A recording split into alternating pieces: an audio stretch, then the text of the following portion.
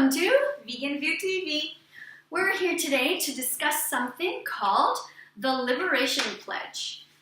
Yeah, so the Liberation Pledge is a pledge to live vegan and refuse to sit where animals' bodies are being eaten. And there are 3 steps to this. And you can see on my card here that I wrote them down. So number 1 is publicly refuse to eat animals and to live vegan. A lot of people who are watching our show are already vegan, so that's not really the hard part. Yeah. And number 2, you want to read that, Margaret? Yeah, it's publicly refuse to sit where animals are being eaten. Right. And number 3 is encourage others to take the pledge. So, what phase do you think we're at? Would you say that you're at? What number? I definitely did number 1, so I'm vegan. And I am publicly encouraging others to be vegan, but I have not done steps 2 and 3.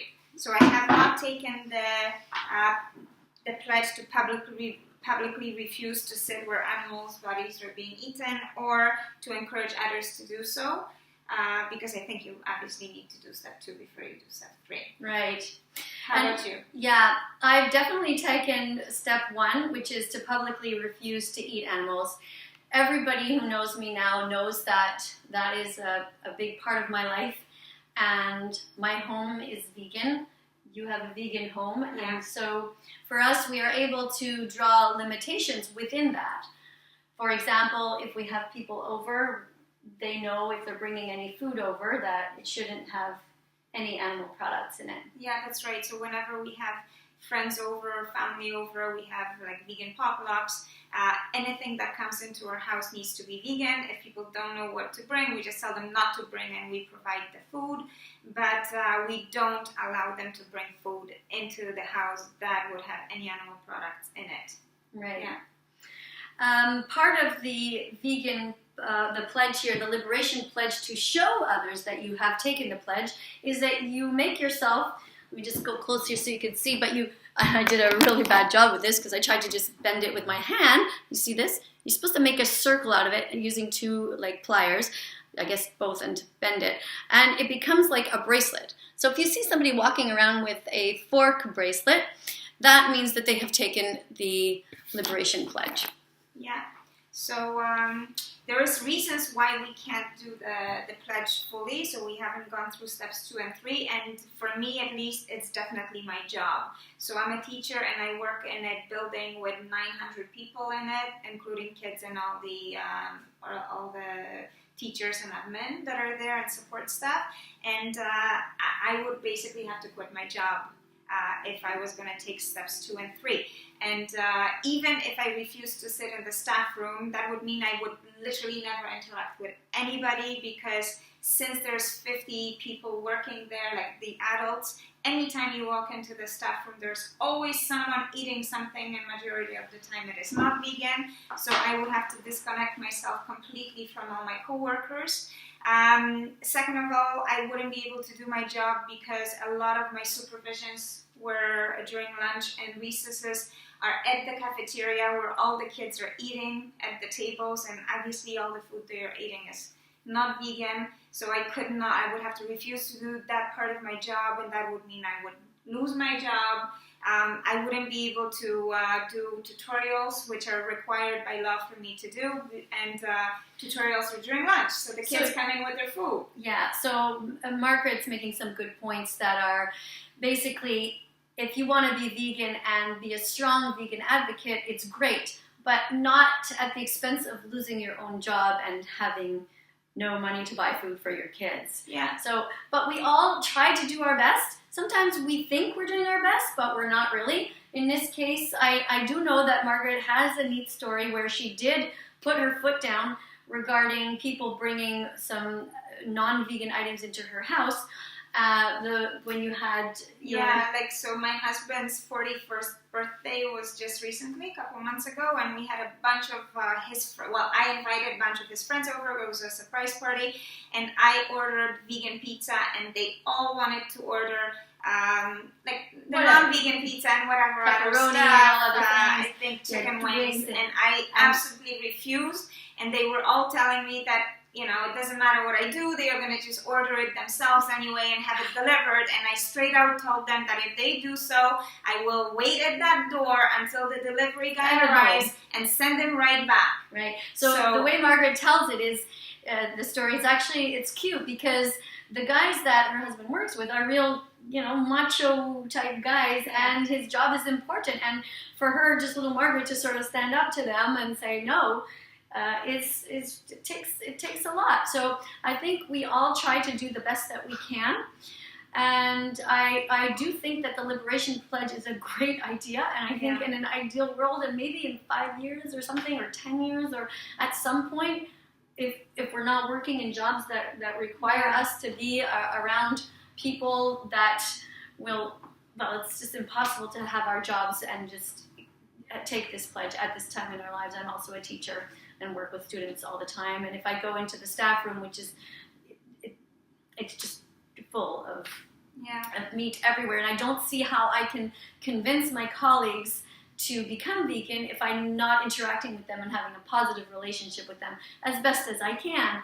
And I think what is neat is that sometimes they get the message that we're vegan because they see whatever. They might see videos like this and see vegan shirts or bumper stickers or other things, and then they talk to us. Yeah, you're absolutely right. Like, I use the opportunity, like when I sit around the table, either correcting or eating, and there's other co-workers there, other teachers there with me, they often take an interest in what I'm eating and they strike a conversation with me, and I take those opportunities to spread the vegan message. So I tell them why I'm vegan, what I'm eating, how they can veganize, how they can reduce the amount of animal products they eat. And if I was not interacting with them, I feel that I would never change. I have students coming up to me that I taught in grade 8, and they are now in grade 11, and they tell me, Miss, I've become vegan. I've been vegan for 6 months because of what you said. So I feel if I was not interacting with those kids, I would never really spread the message.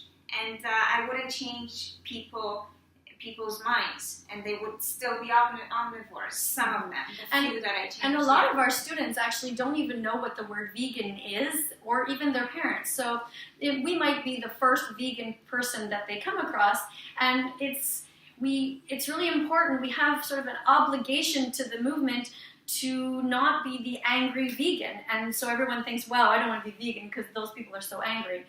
And I know that I have been the angry vegan in the past. I have been pretty strong, but I'm trying to learn how to give the message in a positive light and really encourage people. And also just encourage baby steps, but always with the abolitionist approach at the end, which is that really our main goal here is to have no animal products at all in our diets and in the world at large. Yeah. But if somebody says, hey, I bought tofu for the first time, great, right? We have to praise it. And my old approach was like, well, did you buy it all the time? Did you stop buying?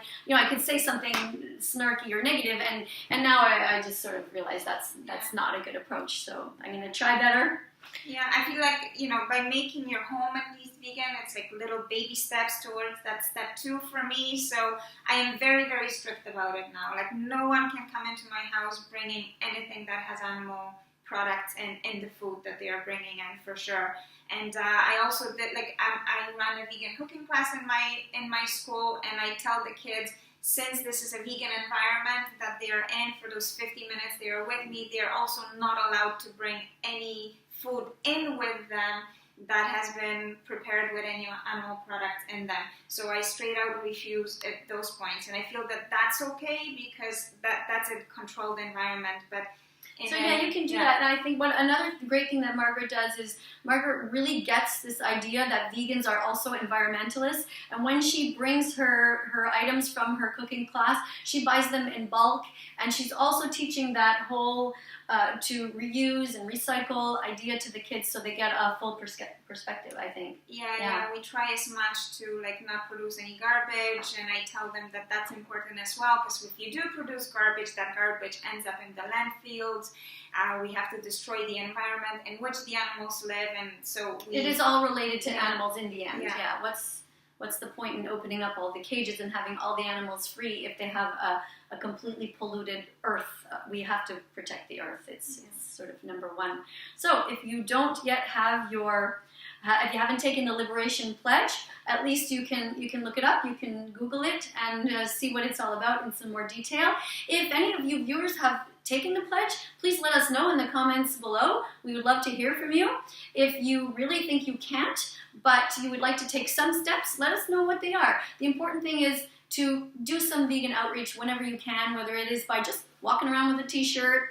Maybe some people, I decorate my jeans sometimes. Maybe you have a bumper sticker on your car, and just keep the message out there. Yeah, I usually carry like little pins I put on my winter jackets or on the bags that I carry around the school, so the kids always see and they always ask questions, and that kind of sparks conversations between the kids and myself, and I think that's how they learn. And like you said, most of them don't even know what vegan and means.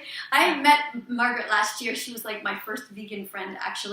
And what I really loved is when I was searching through her profile on Facebook, she had a costume at Halloween that she wore in the school. And why don't you tell them about it? So I just created a costume, and I put a cape, and I said super vegan. That's what I wrote on my costume. So instead of like Superman or some kind of superhero, I was a super vegan, and I put actual kale all over my costume. So I was walking around with like fresh kale stuck to me with a cape. I thought, when I saw that, I'm like, okay, this is a teacher like me, and this person has a cute, sort of fun-loving side, and I think it's great, because the more the word vegan gets out there, the better. We want to try to normalize it. Yeah. So, thanks for watching. Thank you. And we'll see you next time on Vegan View TV. Check out our videos. Yeah. Bye.